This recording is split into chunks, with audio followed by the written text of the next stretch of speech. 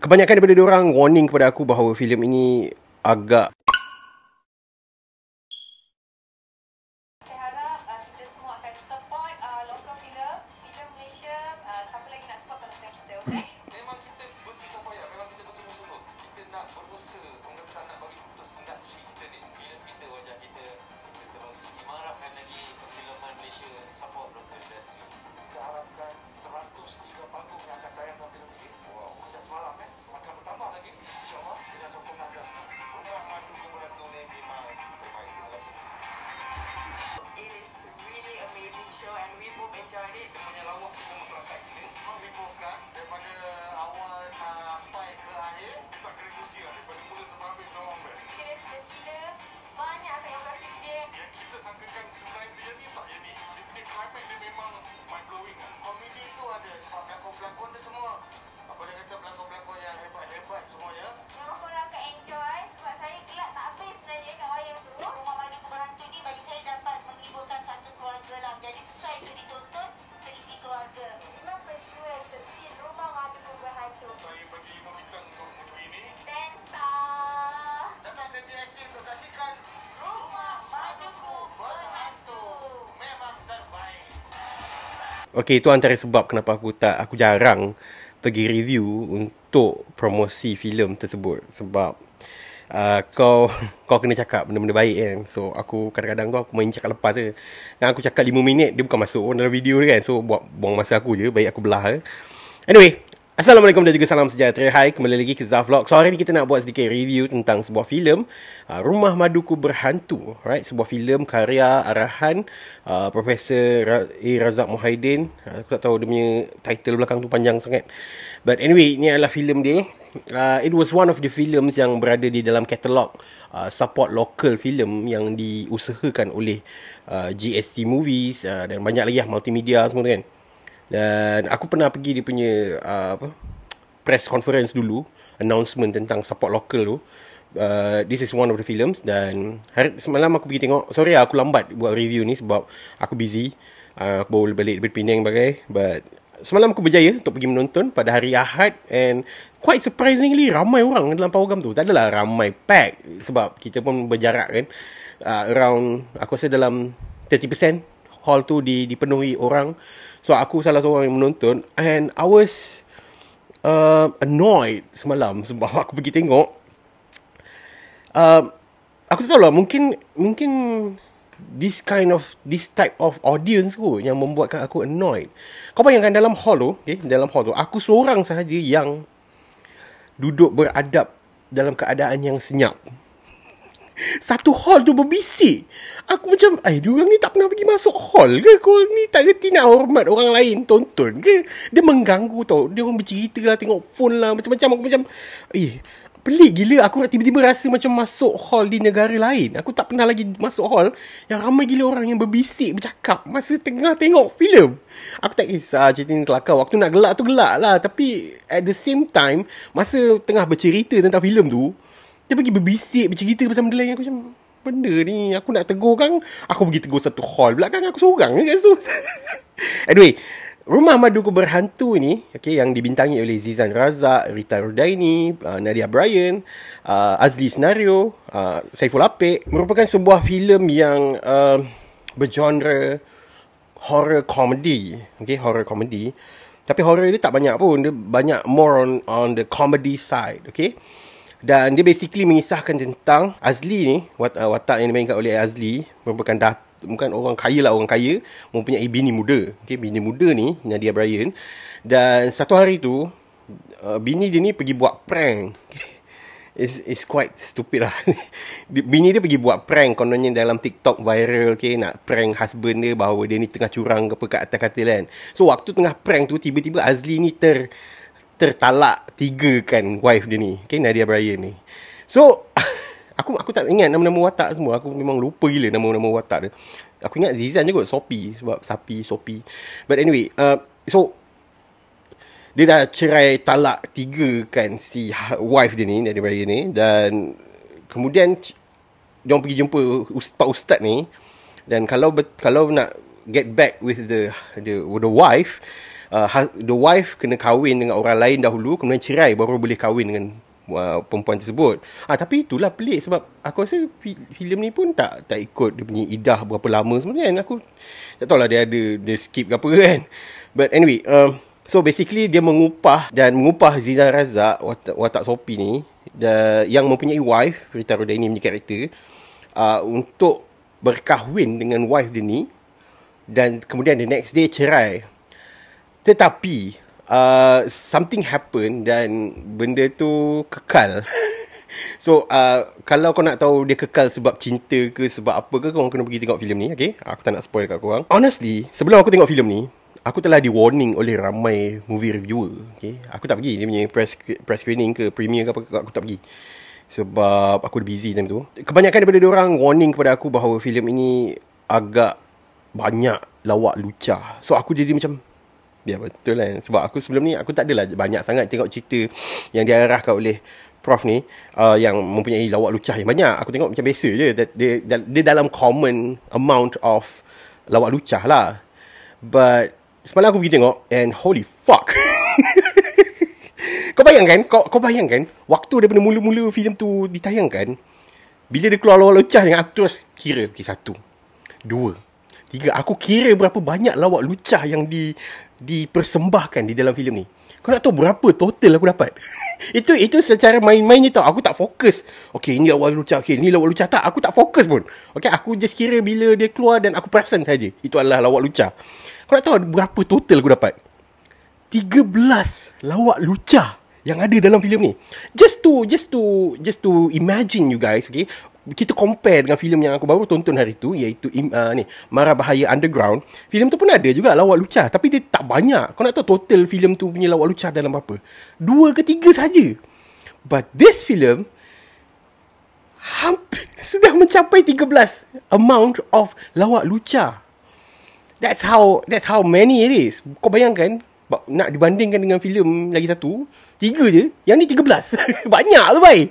Dan 13 tu hanya berlaku pada the first and the second act saja. Sebab waktu tu je saja yang aku fokus. Dan yang part ketiga tu aku dah lost interest gila. Aku macam, bampung kau lah, banyak sangat lawak lucah ni kan. So that was it. That was the main problem of this film. Aku tak kisah. Filem ni sebenarnya dia punya first act was quite good. Aku tak tahu lah, aku jarang tengok cerita Melayu ke apa ke. Tapi dia punya story base dia dan macam mana dia boleh kekal bermadu dengan Zizan ni, it was quite interesting. Sebab aku, logik kenapa dia masih lagi kekal bermadu dengan Zizan ni. Dan dia cerita dia sebenarnya lah, cerita dia ni adalah madumu juga. Macam tu lah lebih kurang. Dia tak ada horror pun, dia tak ada berhantu pun. Hantu dia macam cameo je. Bodoh lah, kelakar bodoh. That was thing. Okay, aku nak tegur tentang dia punya makeup. Aku perasan dia punya makeup artis yang buat makeup pelakon-pelakon ni semua, it doesn't consistent. Dia sekejap overdo, sekejap terlebih, sekejap natural, sekejap macam tak makeup pun. Sebab contohnya watak Nadia Bryan dan juga Rita Rudaini lah, paling obvious. Makeup diorang ada certain scene merekah, macam nampak, aku tak tahulah kenapa dia orang tak edit afterward, kenapa tak smoothkan muka ke apa kan. Dia macam merekah gila. Tapi ada certain part okay makeup dia. So benda tu aku jadi macam, kenapa macam tak konsisten dia punya makeup ni. Macam seolah-olah kat dalam rumah pun rupa dia macam makeup nak pergi keluar. Dia punya makeup tu macam over gila. Macam, aku tak tahu, ini just picky je lah. Tapi itu dari segi ni lah, dia punya physically apa yang dipaparkan kan. Sebab makeup ni terlalu over. Kemudian lawak itu yang aku cakap tadi, lawak dia penuh dengan lawak lucah. It's quite irony lah, irony gila. Sebab filem ni dikeluarkan pada penghujung tahun 2021 dan almost 2 ke 3 months ago viral tentang lawak lucah yang diutarakan oleh seorang artis ni dekat talk show. Talk show tu memang kelakar, memang komedi punya talk show, tapi isu yang diutarakan tu agak sensitif, iaitu rogol. So lawak rogol tu yang memang viral gila dan membuatkan ramai gila industri player, pengarah, penerbit, pelakon, semua penyanyi semua support usaha untuk mengangkat martabat wanita, okay, dengan kata lawak rogol itu tidak kelakar semua kan. Memang viral gila. Aku pun support benda tu. But ends up tahun ni, hujung tahun kita dapat juga filem yang lucah macam ni. Dia bukan physically lucah tau. Dia lawak subtle yang obviously kalau kau dewasa kau faham tu lawak lucah. Dan kalau sekali dua tu tak kisah. Contoh macam aku boleh bagi tahu cerita Mamat Khalid pun ada lawak lucah, tapi dia tak banyak. Sekali dua je. Contoh aku bagi contoh cerita ni. 18 puasa di Kampung Pisang. Lawak lucah ada satu je yang watak apa yang tangan macam tu kan. Macam tu je. Satu je. Okay? Sekadar nak menyelit benda tu je. Okay? Tapi filem ni ya Allah banyak gila weh. Allah. Sayanglah sebab pengarah dia bukan calang-calang. Profesor Madya Irazat Muhaiddin. Banyak title kan. Dah berapa ratus filem dia buat kan. Aku tak tahu beratus. Aku rasa berpuluh lah. Berpuluh filem dia buat kan. Dah bertahun daripada zaman apa Anak Mami The Movie sampailah sekarang ni kan. Banyak gila kot filem dia kan. Even Badang tu pun Even Badang pun dia buat kan. Dia konsep filem Rumah Maduku Berhantu ni sama macam Selamat Hari Tak Jadi tau. Konsep dia punya struktur jalan cerita dia lebih kurang. Cuma beza dia, Selamat Hari Tak Jadi tu student, Rumah Maduku Berhantu ni adalah cerita orang dah kahwin tu je. Anyway, sayang lah sebab aku sebenarnya tak ada masalah dengan pelakon-pelakon ni semua. Walaupun orang kata aku lembu. blogger tau, bukan blogger lembu, kacuk, babi, bagai semua kan. But anyway, aku tak ada masalah dengan Ziza Razak. Aku tak ada masalah dengan Rita Rudaini. Aku tak ada masalah dengan Nadia Bryan. Walaupun hari tu dia, kalau tak silap aku, dia pernah reject lakonan luar negara sebab perlu ada scene-scene yang melampau kan. Tapi filem tempatan pun ada tak macam ni. Anyway, aku tak ada masalah. Azli Senario aku suka, Saiful Apek aku suka, Douglas Lim aku suka. But bila diorang muncul di dalam filem yang macam ni, dia terus menconteng muka Zizan tu tau. I have no hate towards Zizan. Aku suka dia dalam Police Evo. Aku suka dia dalam filem-filem sebelum ni. Okay? Banyak je filem-filem dia yang best. Tapi bila dia muncul dalam filem ni, dia terus jadi macam muka Zizan tu pap. Okay, lawak lucah. Aku jadi macam tu. Aku jadi macam, lepas ni macam dah tak sedap lah nak tengok cerita yang ada muka Zizan. Kau faham tak? Sayang lah sebab you guys have to be picky. Aku tak tahu lah, mungkin sebab zaman COVID kan, sapu je semua job kan. Tapi sayang lah muka kau daripada muka Police Evo, seorang polis semua tiba-tiba masuk filem macam ni, lawak lucah. Aku macam fuck, bodoh lah. Man Raja Lawak ada cameo dalam filem ni. Dia ada muncul sekejap. Dia lawak at a certain moment, tapi dah sampai satu moment tu kau jadi geli ke tak? Alamak, spoil lah. Dia lawak tapi geli. Macam aku sarankan jangan bawa anak-anak, okay? Jangan bawa budak-budak kecil tengok filem ni, okay? Kalau kau nak tengok, bawa orang dewasa je, okay? Anyway, but does it change the fact that filem ini perlu berada di dalam carta star aku? Tak. Sebab walaupun ada certain, benda yang bagus tentang filem ni, ada certain part yang kelakar, tu je. But most of the things yang berlaku dalam filem ni telah ditarik semula oleh lawak-lawak lucah dia yang melampau. Memang melampau filem ni. Dia kelakar lah. Orang lain duk pumpang, okay? Martabatkan wanita dan sebagainya kan. Okay? Tapi at the same time kau buat juga filem-filem lucah macam ni kan. Lawak lucah, okay? Soft porn macam tu. But anyway, tadi aku nak sentuh something. Oh yeah, dia ada certain jokes yang mengetengahkan isu bukan isu-isu, contoh benda-benda viral kat TikTok, okay? Macam contoh apa Mipan Azuzu semua kan. Benda tu dah it was back like I don't know, berbulan-bulan dah lepas. Itu sebab dia, bila kau nak buat aku bagi nasihat macam aku berniaga buat filem lah. Bila kau buat filem tu, aku tak tahulah, aku rasa better elakkan letak something reference kepada benda-benda yang current viral issue yang sekejap je. Benda tu tak lama. In fact, next 2 months, benda yang tentang lampu kat belakang, lepas tu tukar jadi gelap, semua tu pun orang dah rasa macam dah rasa lemah, macam orang dah rasa meluat, dah macam banyak kali dah tengok benda ni kan. Orang naik muak tengok benda tu kan. So sama juga jokes macam ni, better jangan masukkan dalam filem, sebab filem ni orang nak tengok bertahun-tahun. Tapi bila kau letakkan benda tu, kau jadi macam cringe tau. Macam kalau waktu benda tu tengah viral, sedap lah juga tengok filem ni kan. Tapi benda ni dah berlalu, benda dah lama. Lah. Banyak filem-filem tempatan buat style macam tu. Dia cuba meletakkan benda-benda viral, kelakar semua ni, tapi benda tu dah lama. Benda tu dah outdated. This is something serious lah. Aku memandang benda ini serius. Sebab macam aku cakap tadi lah, benda dah viral hari tu.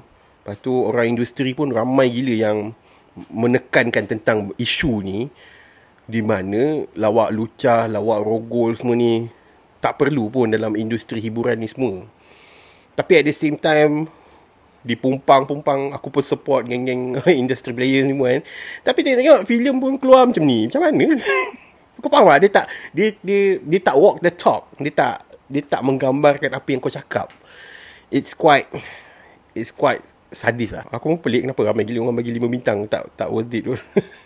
Anyway, berapakah rating aku untuk Rumah Maduku Berhantu ni?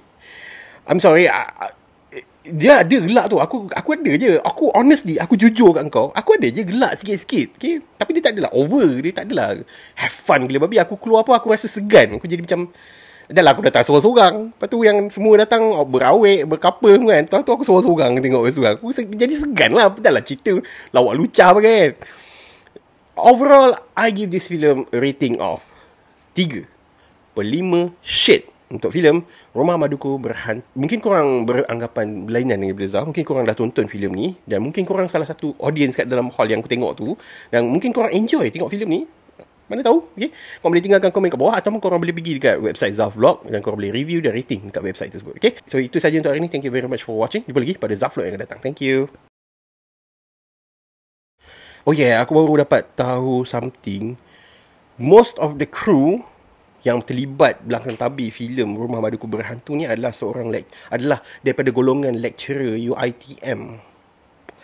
Takkanlah dia antara ramai-ramai orang kat dalam produksi filem ni, okey? Tak kisahlah daripada UiTM ke, daripada GSC ke, daripada multimedia, takkanlah tak ada seorang pun yang tegur pasal benda ni. Takkanlah korang tak rasa macam melampau-lampau, macam terlalu over gila, macam banyak gila lawak lucah ni.